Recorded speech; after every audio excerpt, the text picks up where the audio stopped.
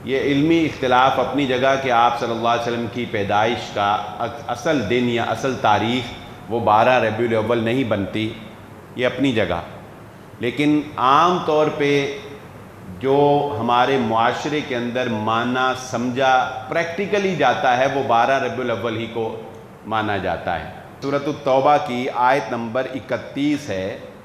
اس آیت میں اللہ رب العزت اس بات کی طرف اشارہ فرماتے ہیں کہ ہم سے پہلے یہودیوں اور عیسائیوں نے اپنے رہبا کو یعنی اپنے علماء کو اور اپنے درویش لوگوں کو انہوں نے اللہ رب العزت کے مقابلے میں رب بنا لیا، ان کی پرستش اور ان کی عبادت شروع کر دی۔ اور وحدت ادیان کا فتنہ یہی ہے کہ اپنے اپنے نبیوں کو چھوڑو، اپنے اپنے نبیوں کو چھوڑو۔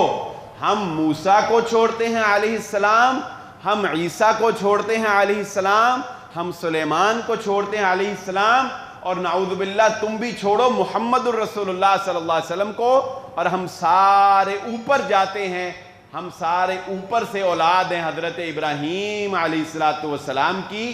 چنانچہ ہم سب ایک کمرے کے اندر مل کے عبادت کر سکتے ہیں اگر ہم اپنے نبیوں کو چھوڑ کر ایک نبی ابراہیم علیہ السلام کی چھتری کے نیچے آ جائیں۔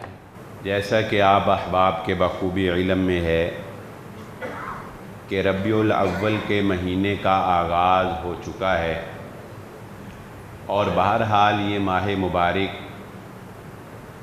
اس اعتبار سے اپنی مقبولیت اور اپنی پہچان تو رکھتا ہے کہ کائنات کے اندر انسانوں کی ہدایت، انسانوں کی فلاح، ان کی کامیابی کے لیے اللہ رب العزت نے محمد الرسول اللہ صلی اللہ علیہ وآلہ وسلم کو دنیا میں بھیجا، اور اسی ماہ مبارک کے اندر آپ صلی اللہ علیہ وآلہ وسلم اپنے خالق حقیقی سے جا ملے۔ تاریخوں کا اختلاف آپ کی پیدائش کے بارے میں وہ بہرحال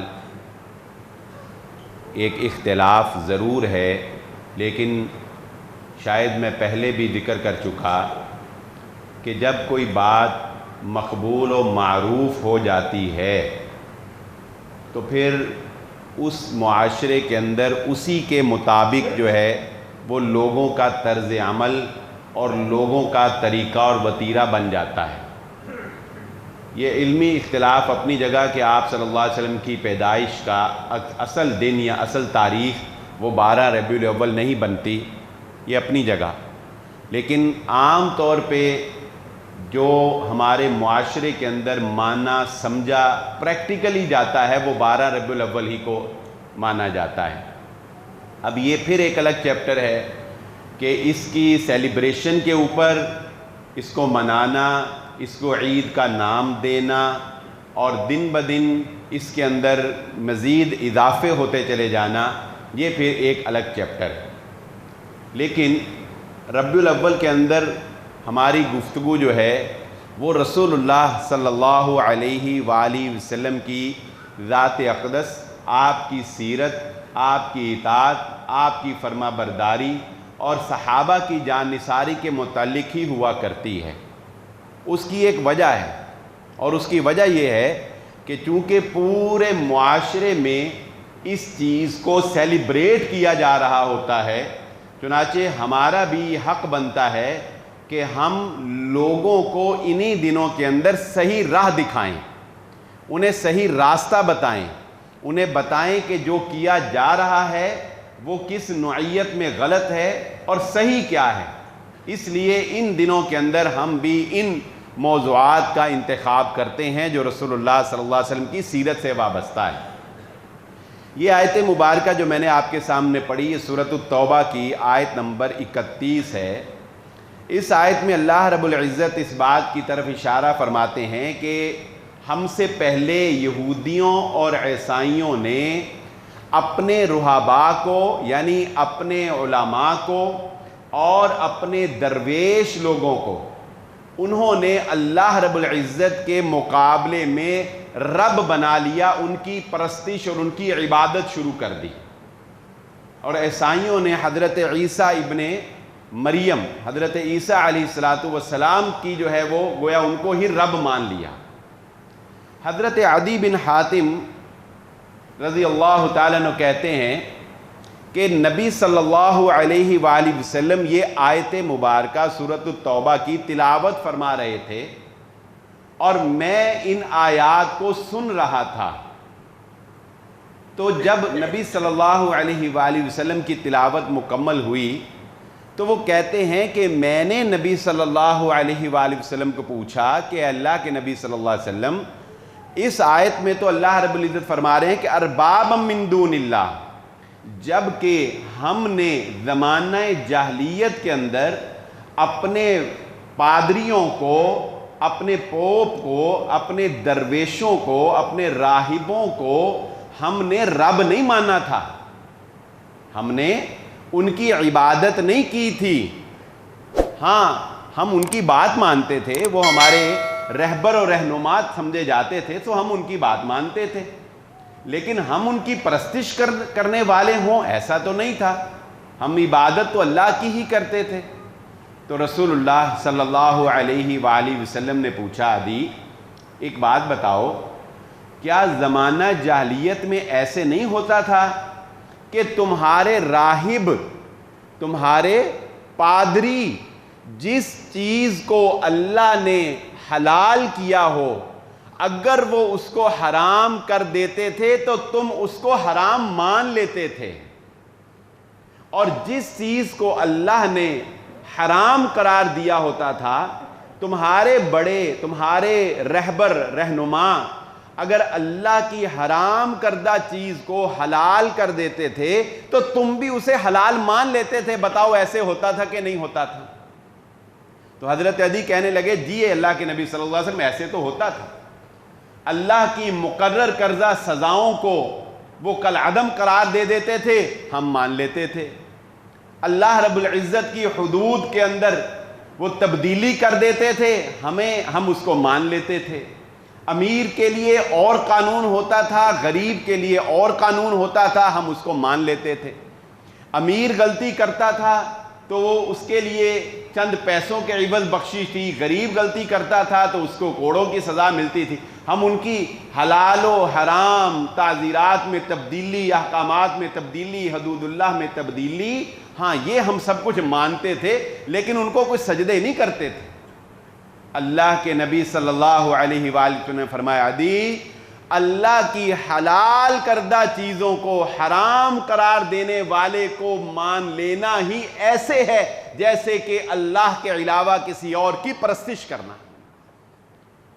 اللہ کے علاوہ کسی اور کی پرستش کرنا یہی تو ہے کہ اللہ کے علاوہ کوئی، جو اللہ کے علاوہ کوئی اور ہے تم اس کی باتیں ماننا شروع کر دو۔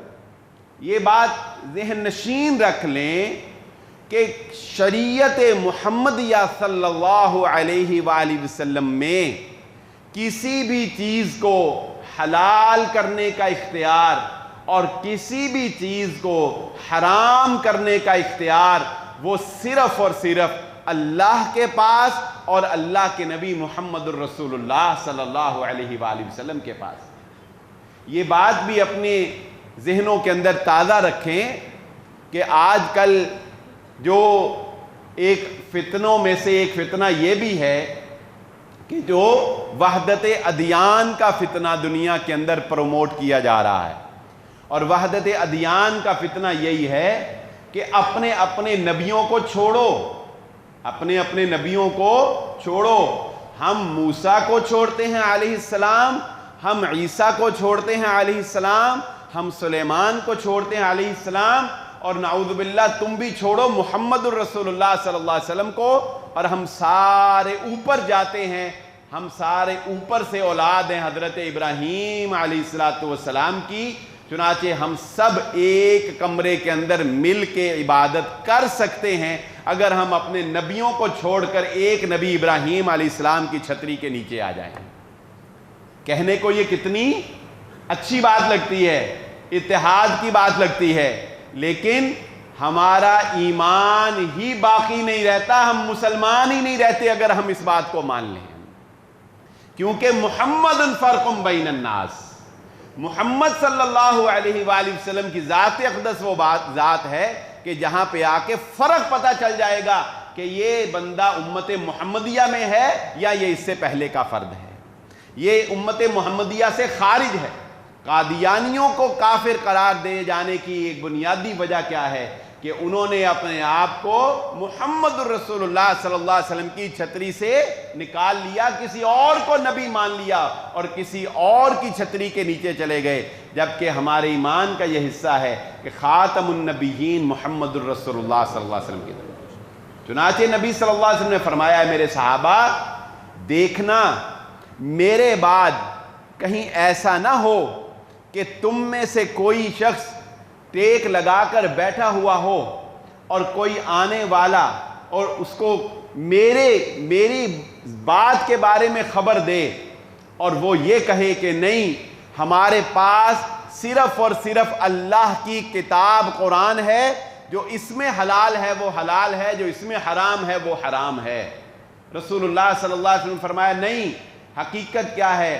آپ نے فرمایا میرے صحابہ سنو، جس طرح وہ چیز حرام ہے جس کو اللہ نے قرآن میں حرام قرار دے دیا، ایسے وہ چیز بھی حرام ہے جس کو میں محمد الرسول اللہ صلی اللہ علیہ وسلم نے حرام قرار دے دیا۔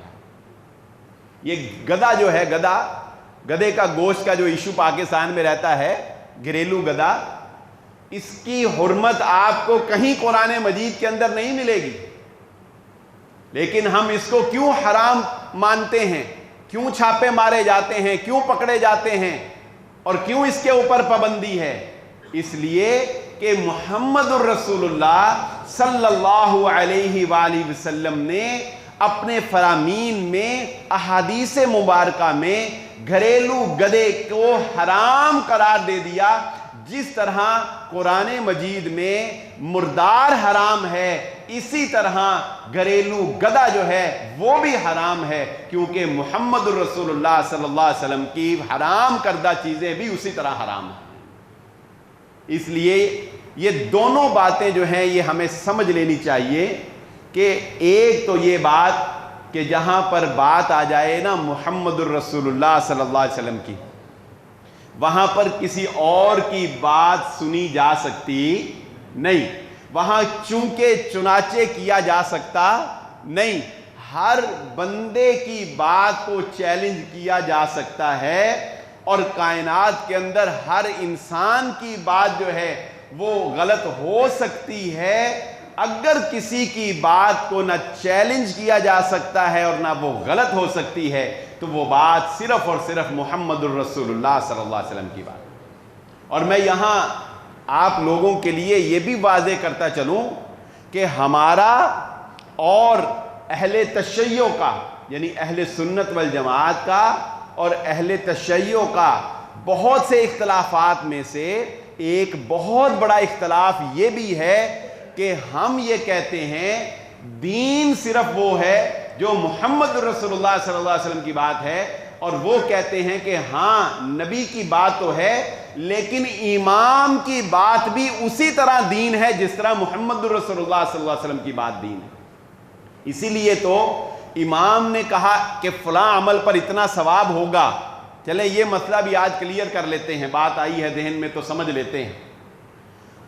بعض لوگ ہم سے سوال کرتے ہیں کہ انسان جب فوت ہو جاتا ہے تو اس کو یہ قرآن مجید پڑھ کر اگر ہم بخشیں تو اس کو ثواب کیوں نہیں پہنچتا، جبکہ اگر ہم اس کے لیے دعا کریں یا ہم اس کی طرف سے حج اور عمرہ کریں یا ہم اس کی طرف سے صدقہ کریں تو اس کو ثواب پہنچتا ہے۔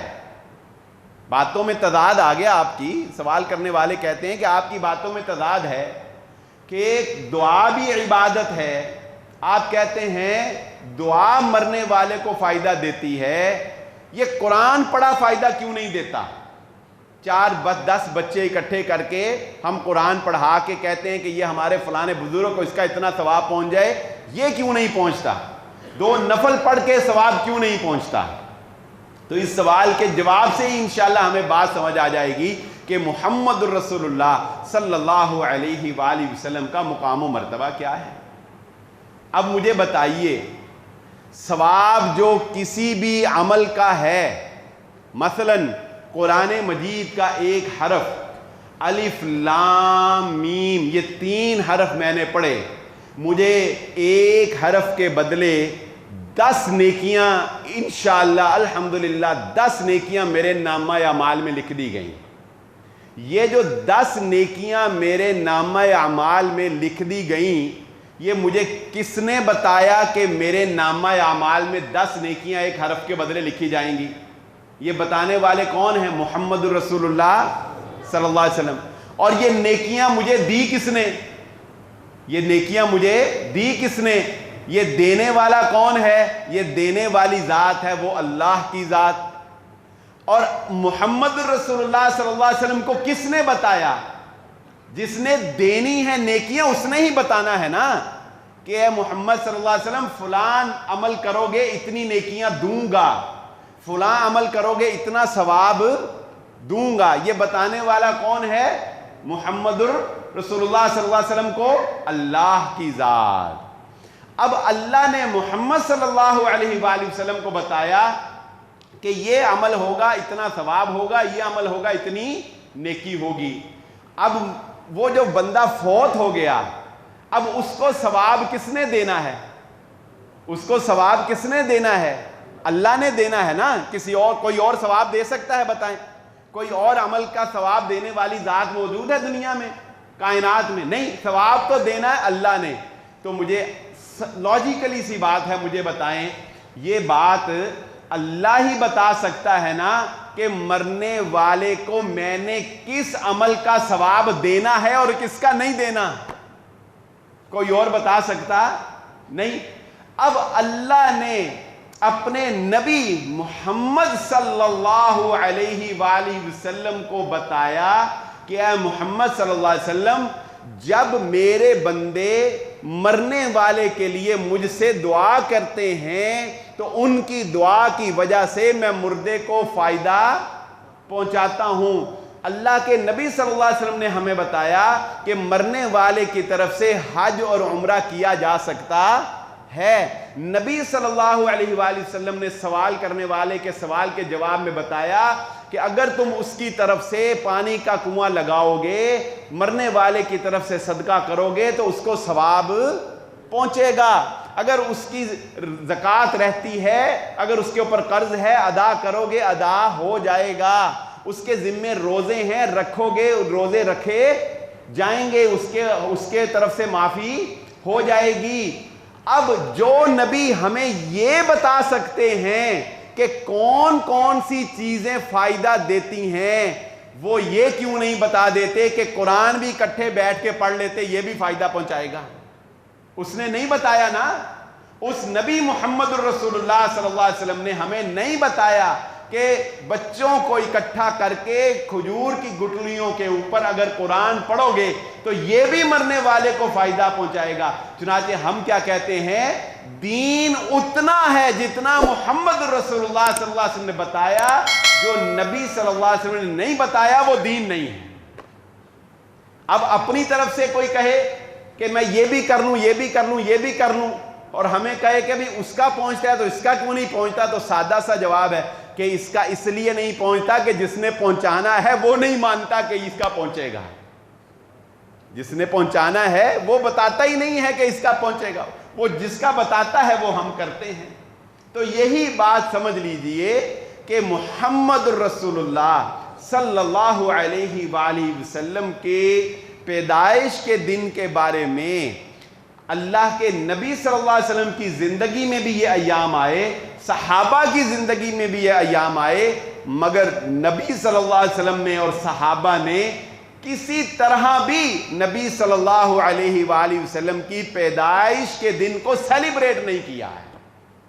اگر یہ سیلیبریٹ کرنا ثواب ہوتا، یہ بات سن لیں، اگر یہ دن منانا نیکی ہوتی، ثواب ہوتا، تو یقین کریں صحابہ اکرام اس کو اتنے اہتمام سے منا کر دکھاتے کہ قیامت تک کوئی اس طرح منا نہ سکتا. اور نبی صلی اللہ علیہ وآلہ وسلم اپنی امت کے بارے میں تو اتنے فکر مند تھے کہ ایک ایک بات، ایک پتھر ہٹانا نیکی وہ بھی بتا کے گئے، ایک حرف حرف کی نیکی بتا کے گئے. یہ ممکن نہیں تھا کہ نبی صلی اللہ علیہ وآلہ وسلم اس ربیع الاول کے مہینے میں آپ کی پیدائش کے دن کو سیلیبریٹ کرنے والی نیکی امت کو نہ بتا کے جاتے. اور یہ ادھر ادھر جو یہ بات سمجھ لیں، جو واضح نیکیاں ہوتی ہیں، جو واضح اعمال ہوتے ہیں نا، ان کو ادھر ادھر سے کھینچ کے نہیں لانا پڑتا کہ ابو جہل نے جو ہے وہ لونڈی کو جو ہے وہ آزاد کر دیا تو اس کی اس انگلی کو عذاب نہ ہوا لہذا سیلیبریشن کرنی شروع کر دی، اور ادھر سے کھینچو ادھر سے کھینچو. نہیں، جو دلائل واضح ہوتے ہیں جب کسی کام کو دین بنانا ہوتا ہے نا رسول اللہ صلی اللہ علیہ وسلم نے، تو اس میں چونکے چنانچے کی بات نہیں ہوتی، اس میں واضح دلائل اللہ کے نبی صلی اللہ علیہ وسلم قرآن و حدیث کے اندر ہمارے سامنے رکھ دیتے ہیں.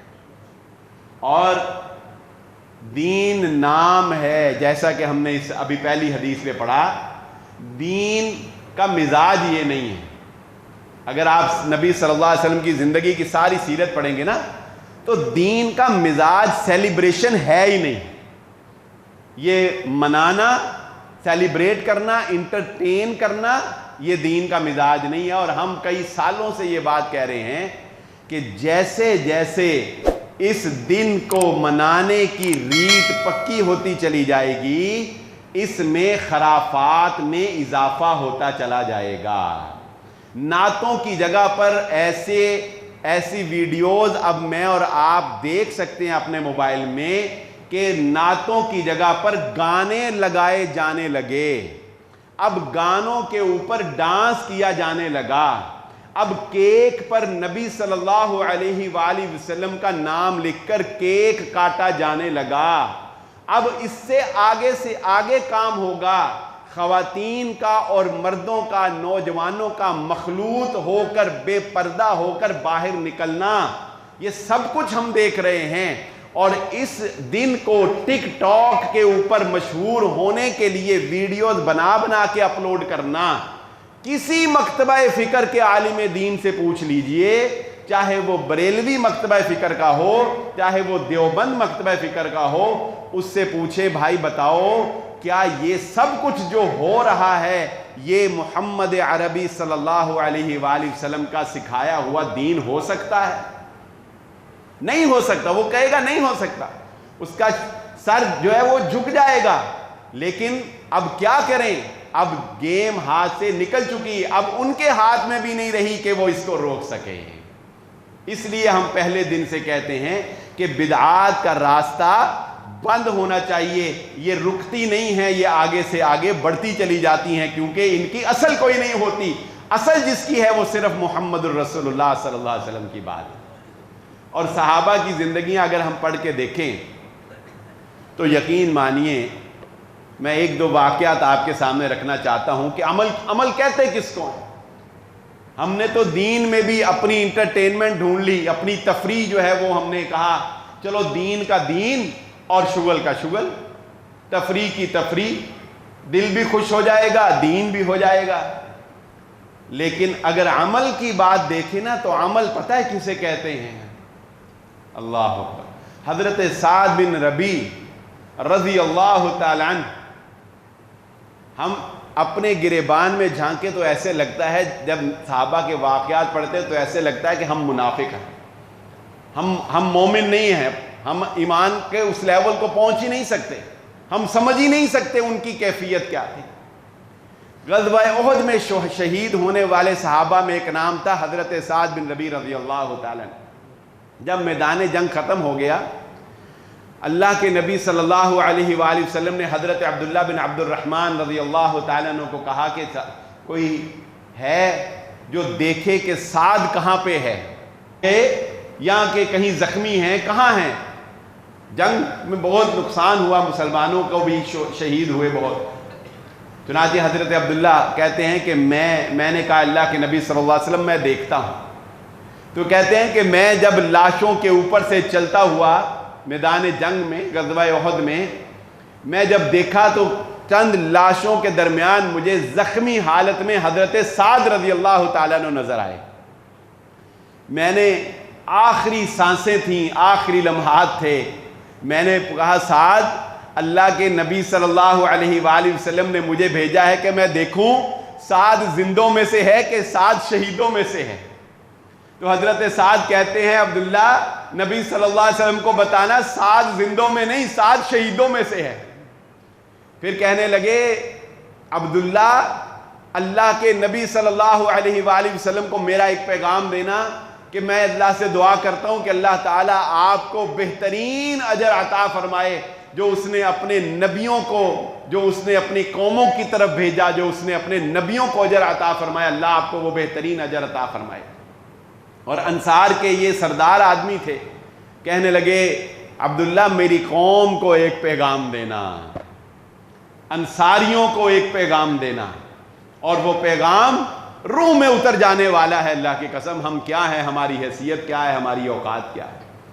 کہا حضرت سعد نے عبداللہ جا کر انصاریوں کو کہنا کل قیامت کے روز اللہ تمہارا کوئی عذر قبول نہیں کرے گا اگر کبھی ایسا وقت آ گیا کہ محمد الرسول اللہ صلی اللہ علیہ وآلہ وسلم کو کوئی تکلیف پہنچی اور تم آرام سے بیٹھے ہوئے تو کل اللہ تمہیں معاف نہیں کرے گا. ایسا وقت کبھی نہ آنے دینا. ایسا نہ ہو کہ غزوہ احد ہو، میدان جنگ ہو، نبی تکلیف میں ہو اور تم آرام سے بیٹھے ہوئے ہو اور تمہیں تکلیف نہ ہو. یہی تو وجہ تھی کہ حضرت زیاد ابن سکن رضی اللہ تعالی عنہ جب غزوہ احد میں محمد الرسول اللہ صلی اللہ علیہ وآلہ وسلم کی طرف کفار نے حملہ کر دیا، ایک دفعہ مسلمانوں کے بھی قدم جو ہے وہ اکھڑ گئے. حضرت حمزہ رضی اللہ تعالیٰ عنہ اپنے ہاتھ پر کافروں کے تیروں کو روک رہے ہیں، صحابہ اپنے سینے کو ڈھال بنائے ہیں کہ محمد الرسول اللہ صلی اللہ علیہ وآلہ وسلم پر آنچ نہ آئے. وہ جب اس غزوہ احد سے مدینے کو بھی خبر پہنچی نا تو خبر پھیل گئی کہ محمد الرسول اللہ صلی اللہ علیہ وآلہ وسلم جو ہیں وہ شہید ہو گئے ہیں. تو ایک عورت پریشان حال مدینے سے ذرا باہر کو دوڑی. اس نے آتے ہوئے ایک سوار کو دیکھا، پوچھا محمد الرسول اللہ صلی اللہ علیہ وسلم کیسے ہیں؟ اس نے کہا بی بی تیرا شوہر ہلاک ہو گیا، شہید ہو گیا. اس نے کہا شوہر کو چھوڑو. کہا تیرا بیٹا شہید ہو گیا. اس نے کہا بیٹے کو چھوڑو. اس نے کہا تیرا بھائی شہید ہو گیا. اس نے کہا بھائی کو چھوڑو. محمد الرسول اللہ صلی اللہ علیہ وسلم کیسے ہیں؟ اس نے کہا محمد الرسول اللہ صلی اللہ علیہ وسلم خیریت سے ہیں. اس نے کہا اب مجھے کسی کی پرواہ نہیں ہے، میرا شوہر بھی جائے، بیٹے بھی جائیں، خاندان جائے، مال جائے، جان جائے، مگر محمد الرسول اللہ صلی اللہ علیہ وسلم پر آنچ نہ آئے. حضرت زیاد ابن سکن رضی اللہ تعالی عنہ تیروں کو اپنے سینے کے اوپر روک رہے ہیں. کفار نے حملہ کیا، زخموں کی تاب نہ لاتے ہوئے گر گئے. محمد الرسول اللہ صلی اللہ علیہ وآلہ وسلم نے دیکھا، صحابہ کو کہا اس کو پکڑ کر میرے قریب لاؤ. حضرت زیاد ابن سکن کو کھینچ کر آپ کے خیمے کے قریب لایا گیا. آپ نے اپنی گود مبارک میں حضرت زیاد ابن سکن کا سر رکھا. آخری لمحات ہیں، آنکھیں کبھی بند ہوتی ہیں کبھی کھلتی ہیں. اللہ کے نبی صلی اللہ علیہ وسلم نے حضرت زیاد ابن سکن کی آنکھوں کے اوپر ہاتھ رکھا. حضرت زیاد کہتے ہیں اے محمد صلی اللہ علیہ وسلم آج میری آنکھوں کو بند نہ کیجئے، میری آنکھوں کو کھلا رہنے دیجئے، میں آپ کے چہرے کا دیدار کرتا رہوں. کیوں؟ اس لیے کہ کل قیامت کے روز اللہ مجھ سے پوچھے گا زیاد جب دنیا کو چھوڑ کے آیا کس حالت میں چھوڑ کے آیا؟ کہوں گا یا اللہ جب دنیا چھوڑی تیرے حبیب کے چہرے کا دیدار کرتا دنیا کو چھوڑ کے آیا تھا. یہ تھے محمد الرسول اللہ صلی اللہ علیہ وآلہ وسلم کے جاننثار. حضرت ابو عقیل رضی اللہ تعالیٰ عنہ جنگ یمامہ کا واقعہ ہے، یہ بھی انصار صحابی ہیں. حضرت عبداللہ بن عمر رضی اللہ تعالیٰ عنہ ان کے ساتھ تھے. کہتے ہیں کہ مسیلمہ کذاب کے خلاف جب یہ مارکہ ہوا اس میں بھی مسلمانوں کو بہت زیادہ مشقت اور مشکل سے جو ہے وہ مقابلہ کرنا پڑا، بڑی جاں فشانی کے ساتھ جو ہے وہ مسلمانوں کو لڑنا پڑا اور پھر اللہ رب العزت نے فتح سے ہمکنار کیا. یہ مسیلمہ کذاب جس نے جھوٹا دعوی نبوت جس میں خاتم النبیین محمد رسول اللہ صلی اللہ علیہ وآلہ وسلم کے ہوتے ہوئے اپنے اوپر نبوت کا جھوٹا دعویٰ کیا. مسلمانوں نے اس کے اوپر لشکر کشائی کی. حضرت ابو عقیل نکلے, پہلا تیر آپ کے شانے میں آ کر لگا.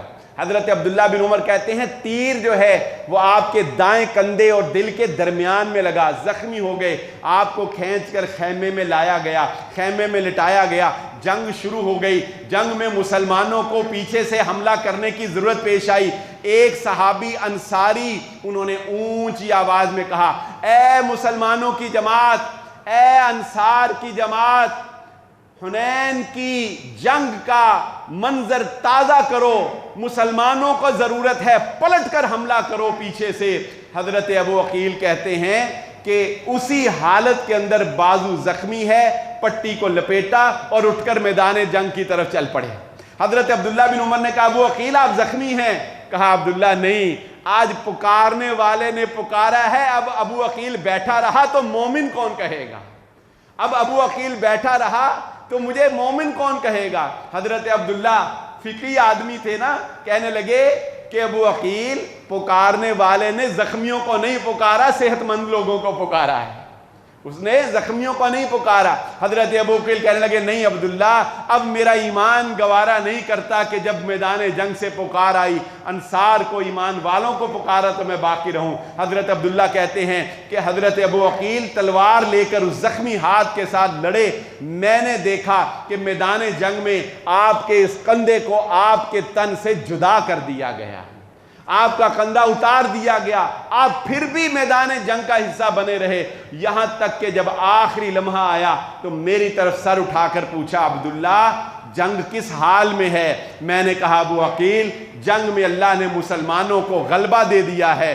اتنا سننا تھا کہ آسمان کی طرف دیکھا اور اللہ رب العزت نے روح کو قبض کر لیا اور وہ جام شہادت نوش فرما گئے. ایسے جان نثار صحابہ, اور ہم جیسے گناہگار جو مال و دولت کے رسیا, ہم جیسے گناہگار جو ناموس صحابہ اور ناموس رسالت صلی اللہ علیہ وآلہ وسلم پر بے ضمیر ہو گئے.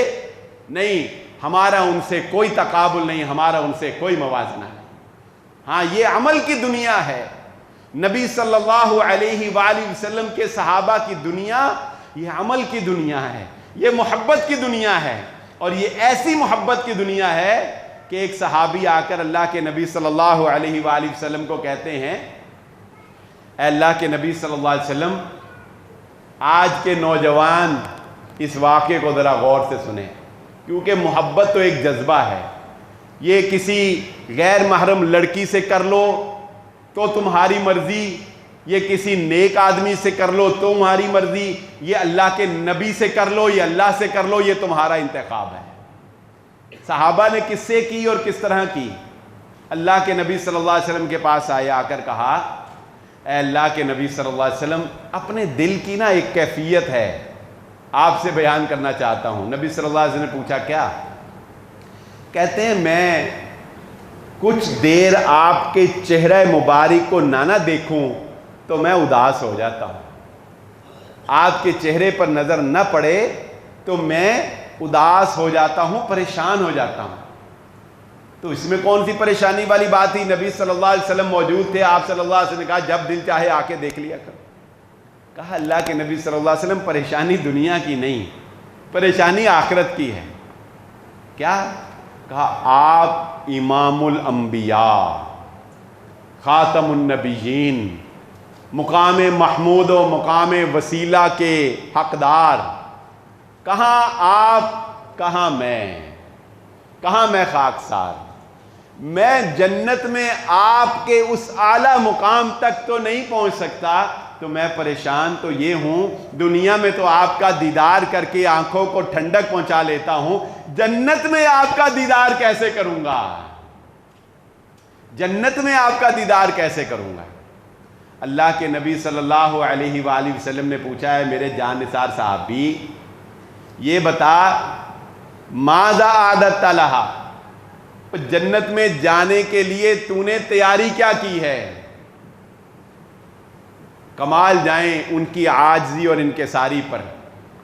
باوجود اس کے کہ تیاری ان کی پوری، لیکن کہنے لگے صحابی اللہ کے نبی صلی اللہ علیہ وسلم جنت کی زیادہ تیاری کا تو مجھے نہیں پتا، کوئی بڑے نفل و نوافل کا تو میں بڑا اہتمام کرنے والا نہیں، میں اپنے آپ کو کوئی بڑا متقی پرہیزگار، کوئی سخی، کوئی بڑی مسجدیں بنانے والا تو نہیں سمجھتا، مگر میں یہ کہتا ہوں کہ میں اللہ اور اس کے رسول محمد الرسول اللہ صلی اللہ علیہ وآلہ وسلم سے محبت کرتا ہوں، اور مجھے پتا نہیں میرے پاس میرے پلے کچھ ہے کہ نہیں ہے، مگر اتنا ضرور ہے کہ میں محمد الرسول اللہ صلی اللہ علیہ وآلہ وسلم سے محبت کرتا ہوں۔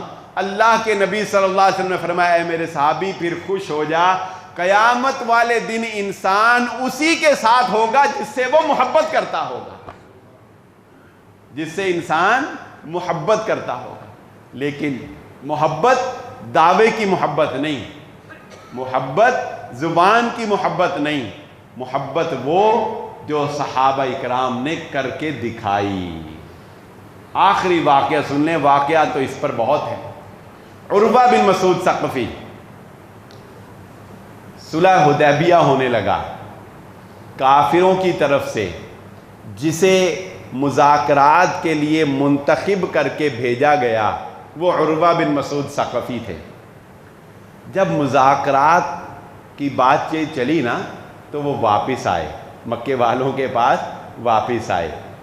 اب ظاہر ہے کہ مذاکرات کے لیے تو پکا بندہ بھیجا جاتا ہے نا، کانفیڈنٹ آدمی جو اپنا بھی پکا ہو اور پھسلنے والا نہ ہو، لیکن یہ بھی بندہ پھسل گیا اور واپس آ کے اپنوں کو ابو سفیان رضی اللہ تعالیٰ عنہ اور دیگر سرداران مکہ کو کہنے لگے کہ بات یہ ہے، باقی باتیں بعد کی، میرا مشورہ یہ ہے کہ محمد الرسول اللہ صلی اللہ علیہ وآلہ وسلم سے صلح میں ہی بہتری ہے، ہم ان سے جنگ نہیں کر سکتے، ہم ان سے اچھا آئے، حالانکہ اللہ کے نبی صلی اللہ علیہ وسلم عمرہ کرنے کے لیے ہیں، کوئی جنگ و جدال کرنے کے لیے تو آئے نہیں، کوئی تلواریں توپیں لے کر تو آئے ہی نہیں۔ اس کے باوجود عروہ بن مسعود کہہ رہے ہیں کہ بھائی میرا مشورہ صلح ہی کرو، جنگ جنگ والی بات ذہن سے نکال دو، جنگ جنگ والا کوئی حال نہیں۔ پوچھنے والے سرداروں نے پوچھا عروہ خیر تو ہے، ایسا کیا دیکھ لیا؟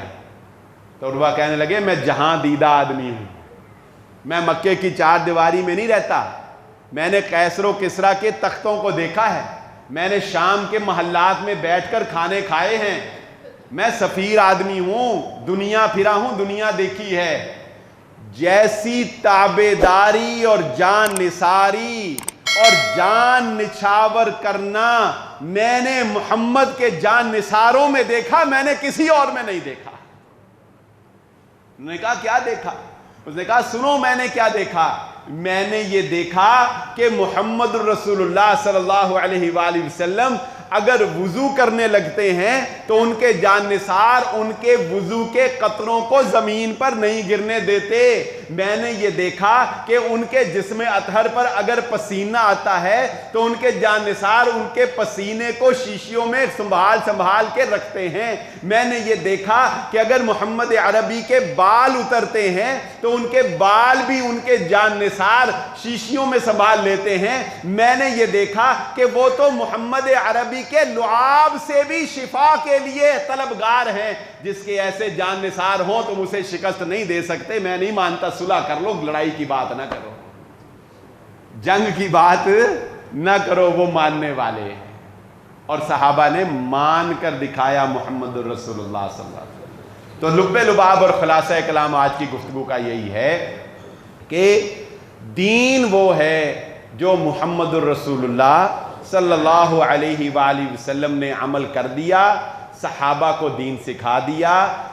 حلال کسی بھی چیز کو دین میں حلال بنانے کا اختیار اللہ کے پاس، اللہ کے نبی صلی اللہ علیہ وسلم کے پاس، حرام کرنے کا اختیار اللہ کے پاس، اللہ کے نبی صلی اللہ علیہ وسلم کے پاس۔ جیسے قرآن کی حلال چیزیں حلال، ایسے ہی محمد الرسول اللہ صلی اللہ علیہ وسلم کی حلال کردہ چیزیں حلال ہیں۔ یہ ربیع الاول کے مہینے میں جو کچھ کیا جاتا ہے، ہم بڑے پیار سے یہ کہتے ہیں کہ بھائی یہ دین نہیں ہے، اور دنیا دیکھ رہی ہے کہ اس میں دین نہیں بلکہ خرافات میں اضافہ ہو رہا ہے۔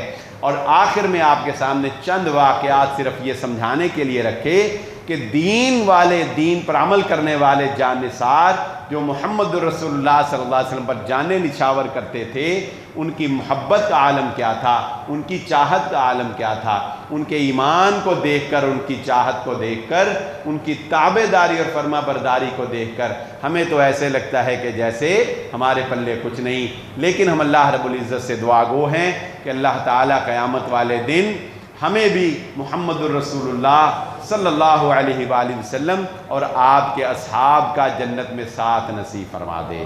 وآخر الدعوانا الحمدللہ رب العالمین۔